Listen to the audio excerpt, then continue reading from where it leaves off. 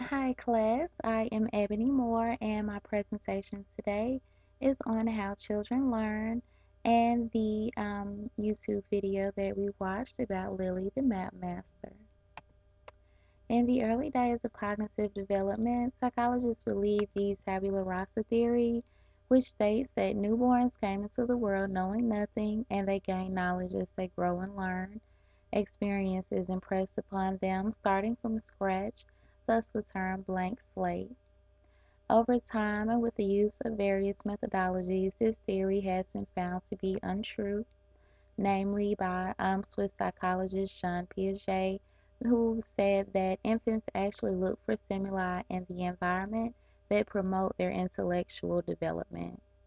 He says the young mind can be best described in terms of complex cognitive structures.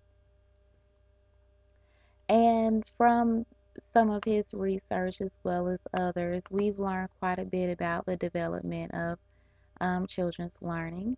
One being that children have an early predisposition to learn about some things but not others.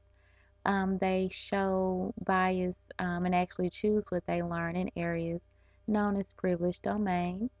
One of these is physical concepts. They, at an early age, they have the beginnings of useful knowledge of the physical world. Another is biological causality. They can tell the difference between animate and inanimate objects. They can also interpret sets of objects in terms of numbers, which is the early number concept. And they pay attention to language early. Infants begin not only to distinguish words from sounds, but languages as well, such as the utterances between the English and Spanish language.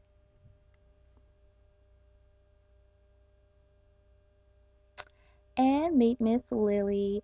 As Chapter 4 discusses, in addition to the self-guided learning, children learn a great deal based on interaction and adult-child relationships.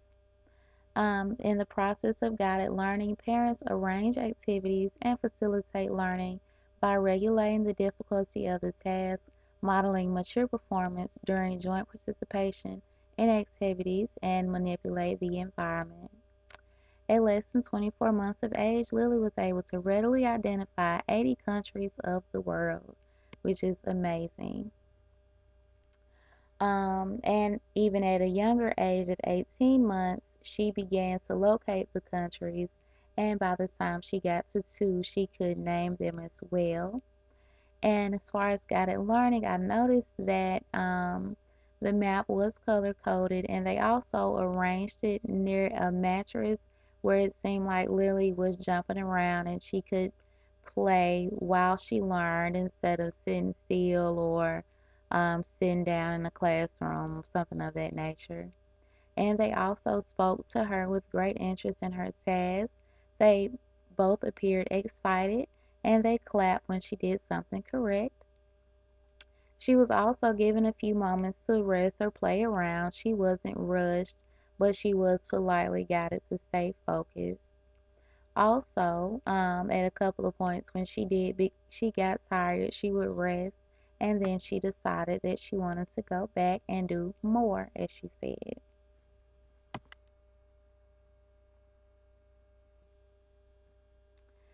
Which leads me to the zone of proximal development, which embodies a concept of readiness to learn that emphasizes upper levels of competence. What a child can perform today with assistance, she will be able to perform tomorrow independently, thus preparing her for entry into a new and more demanding collaboration, which is from Vygotsky. And that's exactly what the parents did. They put her in a certain situation so that she could, learn and she'll be able to develop more. My next topic is learning to read and tell stories. This is a picture of the cover of the children's book Abayoyo, which is a story based on African folktale. It has been proven that reading to children in the early stages of development improves their language skills as well as their ability to read on their own. storytelling is a powerful way to organize lived and listen to experiences, and it provides an entry into the ability to construe stories. I chose to mention this particular story because it does a good job of including both words that we use every day and big words that could be used to expand a child's vocabulary. I actually read it to a 2 year old who he reads it all the time while he's in preschool, and he got to the point where he pretty much knows the storyline. He pointed out small details in the pictures. It got to certain points where I turned the page and he kept saying a word and I had no clue what he said. But I continued to read, and he pretty much said that the character was ostracized, which is not something that I would ever think I'd hear a 2 year old say.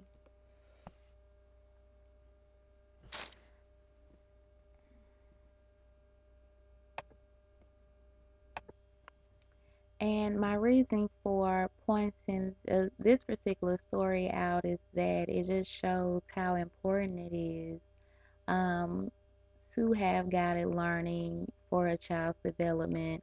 As I said, the child that I read the book to was 2 years old. But since he read it every day, his mom read to him on a regular basis.